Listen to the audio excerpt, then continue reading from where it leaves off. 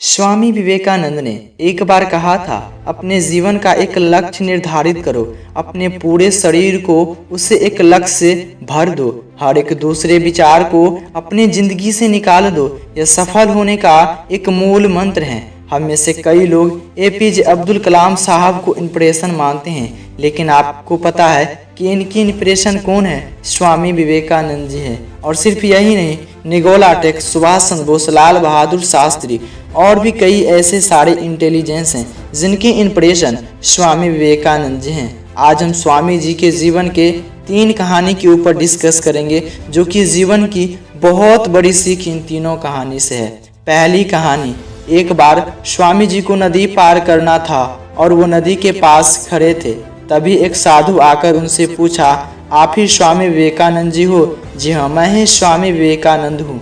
तभी साधु ने पूछा, आप यहाँ पर क्या कर रहे हैं? स्वामी जी ने कहा, मुझे नदी पार करना है और मैं नाव का इंतजार कर रहा हूँ। तभी साधु ने कहा, इतने बड़े इंसान हैं, कई सारे लोग आपको प्रेरणा के स्रोत मानते हैं और आपसे एक नदी पार नहीं किया जा रहा है। देखो, मैं तुम्हें नदी पार करके दिखाता हूँ। तब साधु ने पानी पर चलकर नदी पार किया और पानी पर चलकर स्वामी जी के पास लौटकर आए और बोले, देखो, मेरे पास इतनी शक्तियाँ, इतनी इंटेलिजेंट, इतनी ज्ञान है, जिनके बावजूद भी मुझे कोई नहीं जानता, और तुम्हारे पास कोई ज्ञान, कोई शक्तियाँ नहीं, जिनके बावजूद भी तुम्हें सब जानते हैं। स्वामी जी मुस्कुराए और साधु से पूछा, तुम्हें ये विद्या सीखने में कितने समय लगा, कितने टाइम लगा? साधु ने कहा, 15 साल। इतने में स्वामी जी का नाव आ गया और साधु ने स्वामी जी को नाव में बैठाया और वहां से चल दिया। दोनों नाव पे बैठ के नदी पार किया और पार करने के बाद स्वामी जी ने अपने जेब से 1 रुपया निकाला और नाव वाले को दे दिया, यानी कि दोनों मिला के 50-50 पैसे, यानी कि 1 रुपया।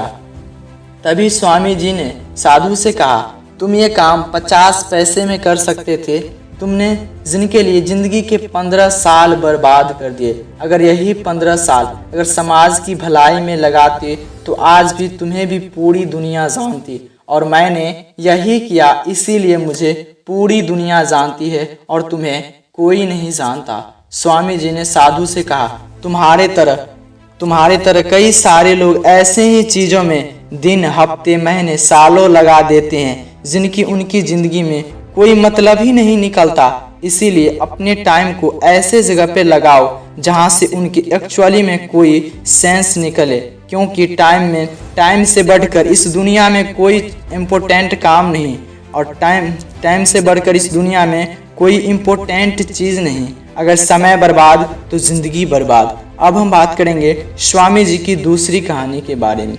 एक बार स्वामी जी एक भेष में चल रहे थे, वहाँ पर कुछ बंदर उनके पीछे पड़ जाते हैं। कई बंदर लपक रहा है और कई बंदर प्रसादी छीनने का कोशिश कर रहा था। स्वामी जी उन बंदरों से पीछा छुड़ाने के लिए वहाँ से भागने लगा। स्वामी जी भागे जा रहे थे, बंदर भी पीछे पीछे भागे जा रहे थे।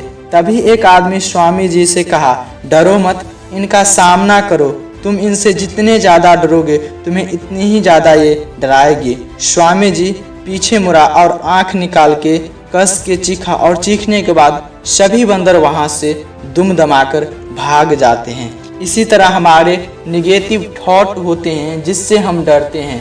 जितने ज़्यादा डरोगे उतनी ही ज़्यादा ये डराएगी।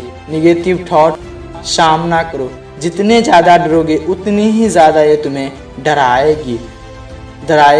इनका सामना करो। निगेटिव थॉट एक दिन तुमसे डरने लगेगा।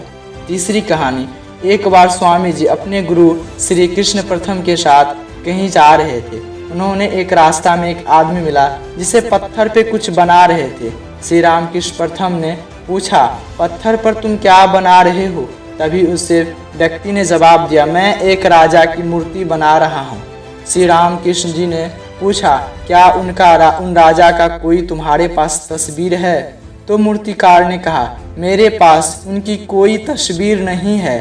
तभी रामकृष्ण जी ने बोले, अगर तुम्हारे पास उनकी कोई तस्वीर नहीं है तो फिर तुम उनकी मूर्ति कैसे बना सकते हो? तभी उस मूर्तिकार ने जवाब दिया, भले ही मेरे पास उनकी कोई तस्वीर नहीं है, लेकिन मेरे दिमाग में स्पष्ट तस्वीर है। और कुछ देरों के बाद मूर्तिकार ने राजा साहब की सुंदर सी मूर्ति बनाई और इस सभी बातों को स्वामी जी स्पष्ट रूप से देख रहे थे और उनके कुछ सवालों का जवाब इस जगह से निकल गया। अगर कोई इंसान अपने जिंदगी में कुछ करना चाहता है तो उसका मुकाम या उन चीज़ों का तस्वीर उसके माइंड में क्लियर होना चाहिए। मैं उम्मीद करता हूं कि आप लोगों को ये तीनों कहानी पूरी तरीक़ा से समझ में आया होगा और ऐसे ही वीडियो देखने के लिए हमारे YouTube चैनल को सब्सक्राइब करें। जय हिंद, जय भारत।